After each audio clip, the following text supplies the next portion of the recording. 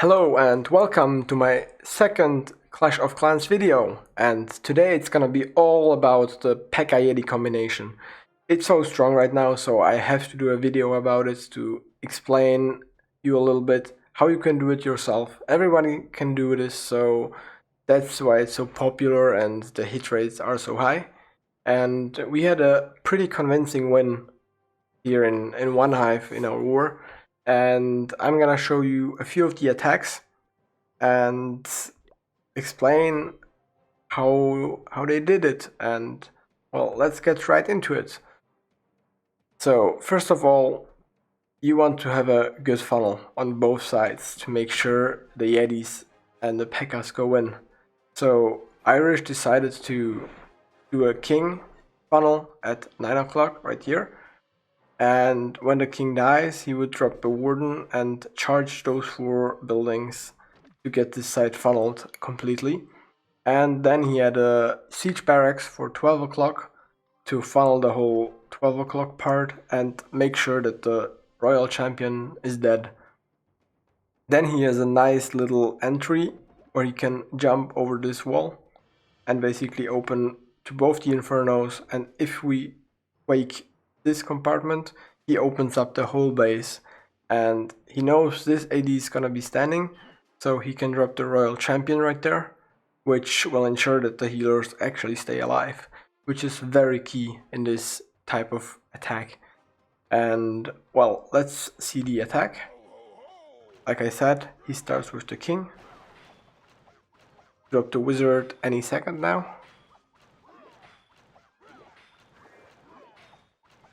And it's very important to wait for the king to die, because if he dropped the warden now, the warden would actually run to the king and he wouldn't set the funnel properly, which is not what you want. And you can be very patient. Yeah, the king is far enough away now, and now he's moving pretty quickly, because that start took quite a bit, but he's gonna have a lot of time to clean this up. You need to really see how patient he's with everything, which is very key if you wanna do a very nice funnel like this. And he dropped his rage, and any second he's gonna drop the royal champion to take out all these defenses, mainly the air defense, which kills his healers. And if all his healers would die now, it would be a problem. And as you can see, he had the hawks in his siege barracks, which he uses the heal on, and it's basically the other side from the royal champion. And now he basically kills off both the flanks with the hawks and with the champion. And as you can see, the healers are overhealing the town hall damage, and it has to be a triple at this point. I'm just gonna double speed it, since it's just clean up and there's no way all those Yetis will die. You can see that basically none of his healers died, and you can see a key thing, that the Seeking Airmine doesn't kill the healers if the Seeking Airmine isn't max. That's one of the key reasons why Yeti Smash is so strong right now, and actually not many people know it. So let's look at the second attack. And the second attack is gonna be from Warbell. And this one is a little more aggressive. It's less strategic than the first wit we saw.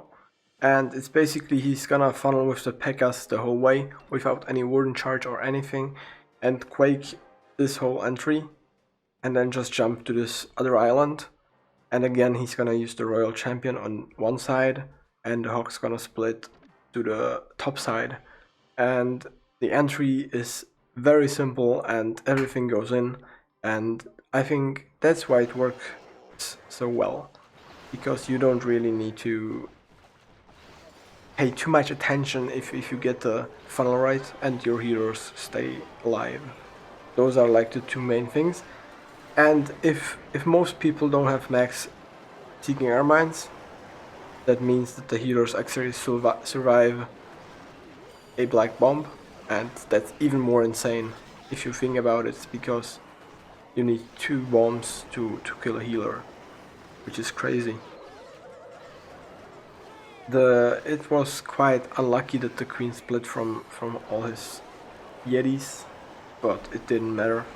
As you're gonna see, it was quite a convincing triple, nothing close or anything.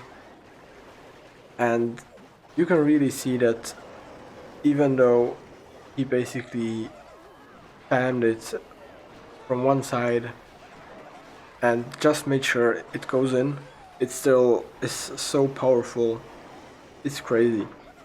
You need to do it before Supercell decides to nerf it, which I assume they will, because the hit rates seem super high compared to other strategies. Even though Queen Charge Hog has a very similar hit rate, but it's actually way more difficult and strategic. So I'm pretty sure they will nerf it sooner or later. So if you wanna do it now. It's the way right now. And yeah, this was very convincing. He had a lot of troops alive. It really shows how strong it was, and his healers survived the whole raid, and if that happens, it's most of the time a triple. And our next hit is on number 28, and this one is very nice. He did a baby dragon funnel, then into a warden charge, and as you can see, the baby dragon is 10 chem space, but the warden doesn't care about 10 chem space, so you can use it as a funnel during your warden charge, and the warden won't target the building that the baby dragon does, and he can save some time while not waiting for the baby dragon to die. And as you can see, he funnels the top side with the king, and 3 PEKKAs, 6 Yetis, and the siege barracks. You can see how he drops the siege barracks, kinda one of the last things, because you want the hogs to actually come out kinda late. You don't want them to come out now. You want the full 30 seconds of the siege barracks to run out, and then you get the hogs, because now they would be kinda useless. And he dropped the royal champion again on one side to funnel all the left side away, and the hogs go to the top side, exactly like the previous hits where the hogs take one side and the royal champion the other one.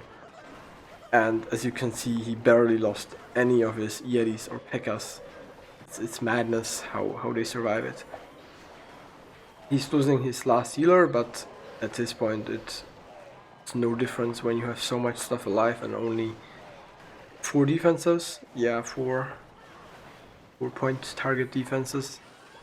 And his royal champion ability, yeah, it's completely wrecked. We can speed it up ×2, and yeah, it's insane. 4 Yetis, I think 3 PEKKAs. This shouldn't be so strong. So that's the attacks for today. There's so much more exciting stuff to come. We have a pretty nice war against Grumpy Old Man, which is gonna happen tomorrow, so there's definitely gonna be a video on that. So make sure to subscribe, like and comment, support the channel. I'd be really happy if you did, and I hope to see you in the next video.